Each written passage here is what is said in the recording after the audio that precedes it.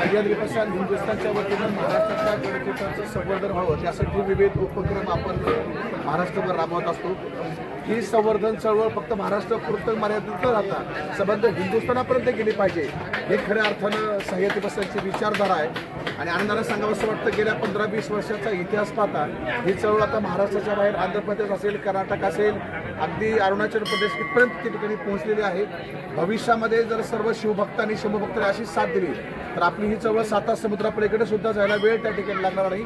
आणि शिवछत्रपतींचा इतिहास, त्यांचे विचार, त्यांचे आचार गडकोटाच्या माध्यमातून पुढच्या येणाऱ्या अनेक पिढ्यांपर्यंत जाण्यासाठी हा एक छोटासा प्रयत्न। चाळीसगावमधील हनुमानमध्ये जीर्णोद्धार लोकार्पण सोहळा यासाठी आपण आज मल्हारगडवर आलेलो आहोत। या ठिकाणी आपले संस्थापक श्रमिक सरपंच या ठिकाणी उपस्थित आहे। तसेच महाराष्ट्रातील विविध विभागातून या ठिकाणी असंख्य दुर्गसेवक या ठिकाणी आले। तसेच मार्तंड मल्हारी शिवमल्हाराचे दर्शन घेऊन या ठिकाणी तसेच या ठिकाणी आरती पण घेण्यात आली। बघा तुम्ही या ठिकाणी भव्य पालखी सोहळा पण निघणार आहे। तसेच छत्रपती शिवाजी महाराजांच्या पालखी पण या ठिकाणी निघणार आहेत। बघा ढोल पथकांच्या आवाजामध्ये आपल्या छत्रपती शिवाजी महाराजांची पालखी तसेच छत्रपती शिवाजी महाराजांची गारद पण घेण्यात आली। बघा तुम्ही चला।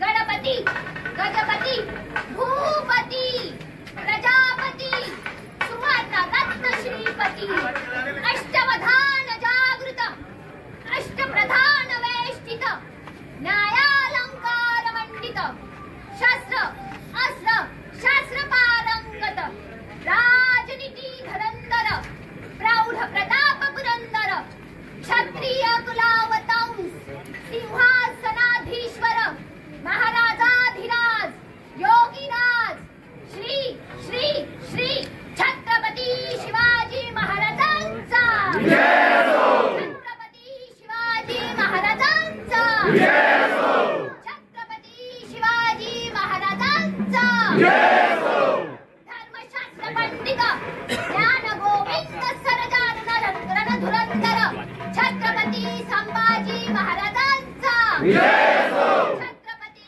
संभाजी महाराजांचा छत्रपती संभाजी महाराजांचा पार्वते पते हर हर महादेव हर हर।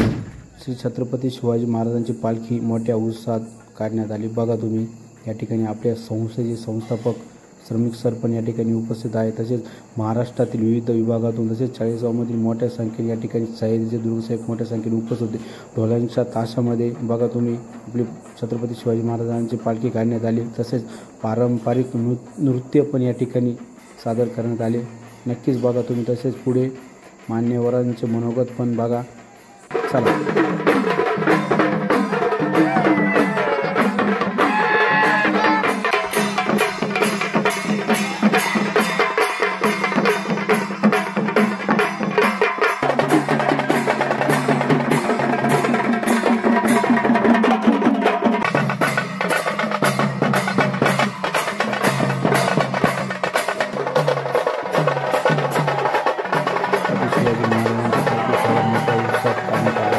महाराष्ट्र विविध विभागातून सह्याद्री दुर्गसाहेब या ठिकाणी मोठ्या संख्येने उपस्थित होते। तसेच चाळीसगावचे भाकी विद्यार्थी मंगेश दादा चव्हाण या ठिकाणी आपल्या सोहळ्यासाठी उपस्थित आहे। बघा तुम्ही।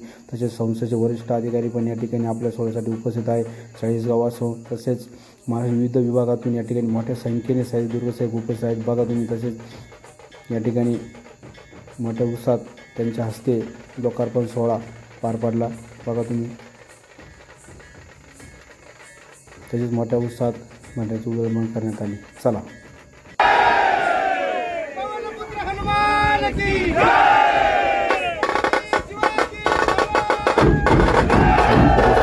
विभाग यांच्या मार्फत हनुमान मंदिर कसे बांधण्यात आले बघा तुम्ही।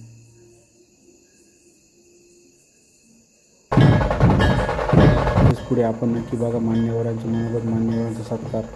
आमदार आदरणीय मंगेशदादा चव्हाण यांनी विश्वास मी त्यांना विनंती करतो। जवळजवळ 2300 किल्ले सर केलेले आहेत आणि सरांनी 15 वर्षापासून ते पिंपरीपर्यंत पोहोचलेला आहे आणि सरांनी या ठिकाणी छत्रपती शिवाजी महाराजांचे गड कोंडांचे लष्करी महत्व यावर PhD देखील केलेले आहे। असे आपल्या सगळ्यांची आपल्याला प्रेरणा देणारे राजमाता राष्ट्रमाता जिजाऊ साहेबांचा पवनपुत्र हनुमान की ठिकाणी अभिवादन करतो. परमपवित्र भगवा ध्वज राष्ट्रध्वज यांनाही या ठिकाणी वंदन करतो. आज या सह्याद्री पसाण चाळीसगावच्या वतीनं हनुमान मंदिराचं जीर्णोद्धार सोहळा आपण या ठिकाणी पार पडत आहोत. मी मार्गदर्शन करणार नाही, खरं तर मी तुमचं कौतुक करण्यासाठी आलोय.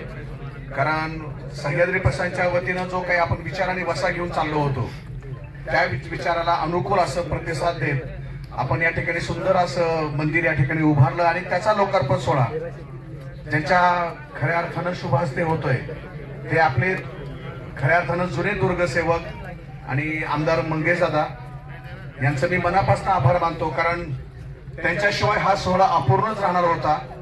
की आपण नेहमी म्हणतो की मंदिर बांधणं खूप सोपं असतं, त्याचं कळस बांधणं खूप सोपं असतं, पण त्याचा पाया उभारण्यासाठी जे काही कष्ट हालापेष्टा करावे लागतात ते आपल्या दुर्गसेवकांनी घेतले.